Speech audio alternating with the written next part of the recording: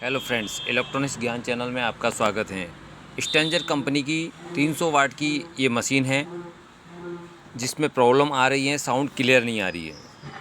ऐसी प्रॉब्लम इसमें आई है फ्रेंड्स। मैंने पूरा सर्किट को छानने के बाद में रिज़ल्ट ये आया है फ्रेंड्स कि ये इसका जो बोर्ड है प्री एम्पलीफायर, इस बोर्ड में ये जो डायोड होता है 107 नंबर का, और इसमें एक डायोड यहाँ होता है।